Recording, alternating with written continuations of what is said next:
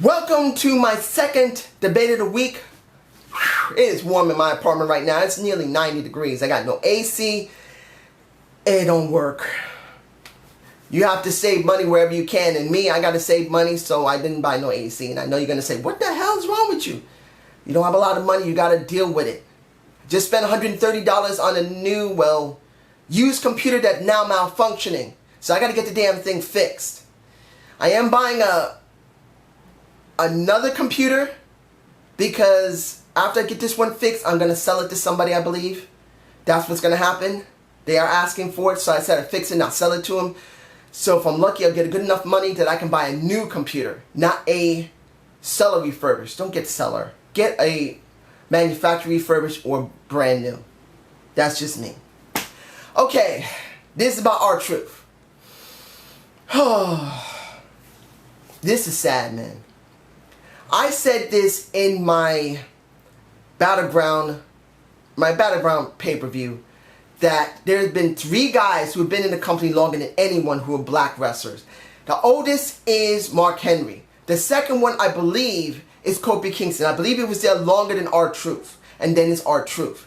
These are the oldest guys there. Now, Mark Henry really doesn't have to worry much about things. He's had his time. He has made his mark in the Olympics and professional wrestling. He's never going to be forgotten as Sexual Chocolate and the Silverback. And that's what I do. That is Mark Henry. He does what he does. And when they give him a real storyline, he pulls it off so well. Never get it twisted about Mark Henry. He can pull off a real storyline. He can and he has. But what about Rtruth? He had one around 2011, near 2012, when John Morrison was still in the company.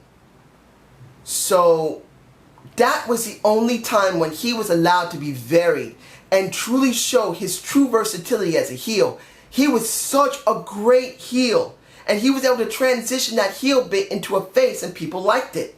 I felt he should have stayed a heel. He should have been allowed to go do what a heel does and fucking smoke in the damn arena. When he had that time when he was dealing with John Morrison around 2000, I think it was 2011, 2010. I could be wrong. I say 11 before Morrison left. And we had that match between them and he drank some more and smoked those smokes over in UK. I love that shit. I would have loved to see him stay a heel. Show how dangerous he is. Show how he can truly dominate. Show John Cena who a true rapper is. Let's be honest. John did the rap shit as a white man. The first one to do it. Really get it done. But let's be honest. Rtruth can rap just as well as John. And if he had been allowed to act like a fucking thug in the arena, it would have gotten him over more better than Crime Time. Let's be honest. He would have been over much more than them. But this is what we got. We got an Rtruth doing King What's Up against Wade Barrett on the kickoff show, which led to nothing. It wasn't like Wade Barrett was going to give up his crown and give it to Rtruth. We have we have nothing for an Rtruth. So what should be done about Rtruth? Well, Rtruth was once in TNA. He was. If no one remembers, he was back in 2006, 2007 as far as I know. And then he left to go to the WWE maybe about 2 years later, around 2008 and 2009. And he's been there since. And I don't believe he's done anything to help himself.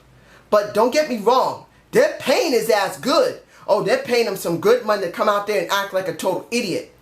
Now that shows 2 things to act like an idiot. 1, he's willing to do whatever he can to get over so he can make sure he gets his money. 2, he truly loves the business.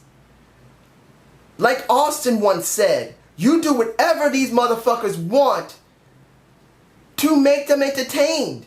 And if you can't wrestle, do whatever the fuck you need to do. He was playing a fucking guitar right next to Vince and Kenny McMahon when he hurt his neck again and his back before he turned into a heel. He did whatever the fuck he had to get over. And that's what Rtruth has the ability of. He understands that he will do whatever it needs to be done. But there's a point how far you can stretch it. Because legitimately, Rtruth has ability. He's a good wrestler. He can talk on the mic. He has a good physique. He does have a good in-ring presence. He does have good in-ring work. I say for every 5 of those categories, in-ring work, in-ring presence, he's good on the mic. He has charisma.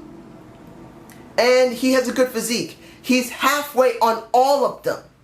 He isn't like extreme on all of them. But he's middle of the road on every last one of them. You don't always get that with every wrestler. Rtruth isn't as great as a Sheamus who's high on everything. But he's so middle of the road, he could get away with anything. And this is the problem I see with Rtruth.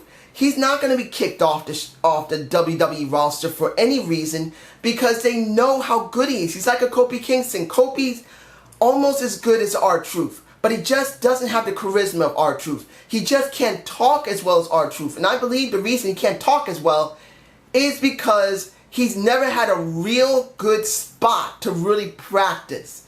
He's always been in the spot with a U.S. Championship or the Intercontinental Championship or the Tag Championship. And I know you're going to say, dude, that's perfect times there. No, it's not. You really don't know how great of a talk you are until you're thrown to the true mid-card belt and the true main event belt.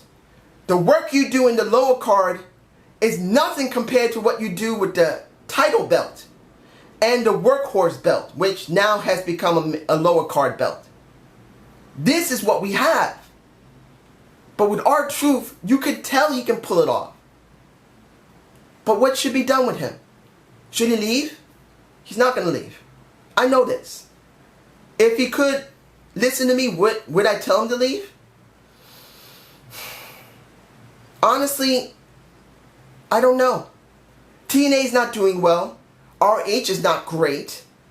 New Japan Pro Wrestling is good. He could go there. There's not that many black wrestlers out there. But he's not going to have the same money. But he would probably have more storyline. On TNA, they barely have any storylines. They got a little bit more than WWE, but not by much. But maybe if I was going to say that he really needs to leave, and I do wish he could leave and just come back for a while, take a vacation for a year or so, and then come back and let them see how much they really need him and then let him do something, kind of like a Nikki Bella. I would say the best option would either be New Japan Pro Wrestling or TNA because he did have a following there. But the way TNA is built right now, I don't even know it would be better for him to go there. The only place that would be safe for him is New Japan Pro Wrestling because he's so unique. He would get over there, but he wouldn't have the same money and he would have some good storylines. But this is just how I feel about Rtruth. What about you? So I hope you enjoyed this debated week. Please give me a comment below. I will be getting my Raw review done as soon as possible. This is being done before Raw. So don't be surprised if you see this maybe on a Friday or Thursday. So have a good day and have a good night. Peace!